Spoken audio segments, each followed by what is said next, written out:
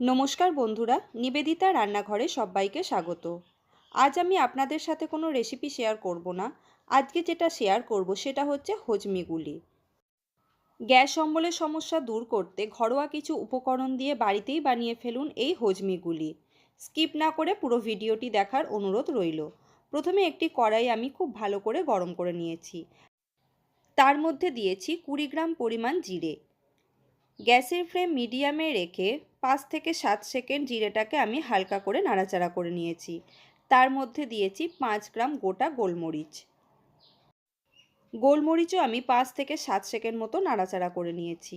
তার মধ্যে দিয়েছি 10 গ্রাম পরিমাণ জোয়ান। জোয়ান দেওয়ার পর কিন্তু খুব বেশিক্ষণ নাড়াচাড়া করা যাবে না। 2 থেকে 3 সেকেন্ড নাড়াচাড়া করেই এটাকে অন্য একটি পাত্রের মধ্যে ঢেলে ফেলতে হবে।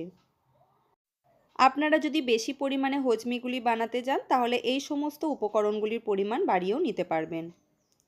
ঠান্ডা হয়ে যাওয়ার পর আমি একটি মিক্সিং জারের মধ্যে সমস্ত উপকরণগুলি ঢেলে দেব। ঘরে থাকা মাত্র কয়েকটি উপকরণ দিয়েই কিন্তু খুব সহজে এই হজমিগুলি আপনারা ঘরেই বানিয়ে রাখতে পারবেন। মিহি একটা ডাস্ট আমি তৈরি করে নিয়ে চলে এসেছি। অন্য একটি পাত্রের মধ্যে আমি সমস্ত গুঁড়োটা ঢেলে দিয়েছি। পাত্রটি আমি সাইডে সরিয়ে রেখেছি। আবারও এই মিক্সিং জার আমি নিয়েছি। তার মধ্যে নিয়েছি 50 গ্রাম পরিমাণ চিনি। চিনিটাকে আমি গুঁড়ো করে নেব। চিনি গুঁড়ো করে নেওয়া হয়ে গেছে।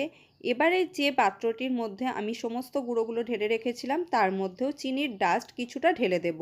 সবটা কিন্তু দেব না, বাদ বাকিটা আমি অন্য একটি বাটির মধ্যে ঢেলে রাখবো। এবারে এর মধ্যে দিয়ে দেব স্বাদ অনুযায়ী বিট লবণ আর দিয়ে দেব খুব সামান্য পরিমাণ রেগুলার সল্ট। এবারে এর মধ্যে দিয়ে দেব আমচুর পাউডার। এখানে 20 গ্রাম পরিমাণ আমচুর পাউডার আমি নিয়েছি।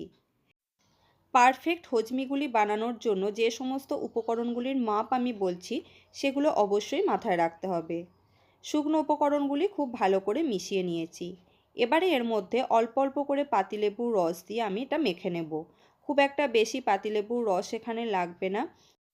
এই সমস্ত শুকনো উপকরণগুলি মেখে নিতে আমার একটা গোটা পাতিলেবুর রস লেগেছে। আজকের এই হজমিগুলির রেসিপি আশা করি আপনাদের কাজে লাগবে।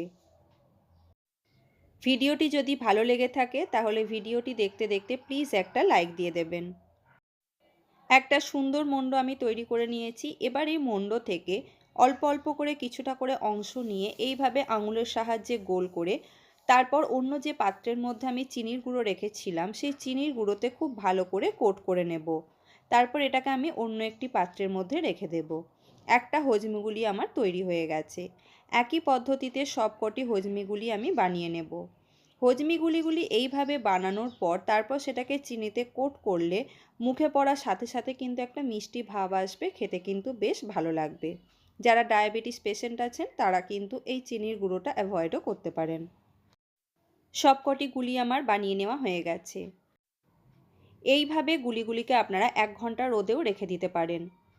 তারপর এটাকে আমি একটি কাচের শিশির মধ্যে সংরক্ষণ করব। কোনো রকম কিন্তু প্লাস্টিক বা ফাইবারের শিশি ব্যবহার করবেন না, অবশ্যই কাচের শিশি ব্যবহার করবেন।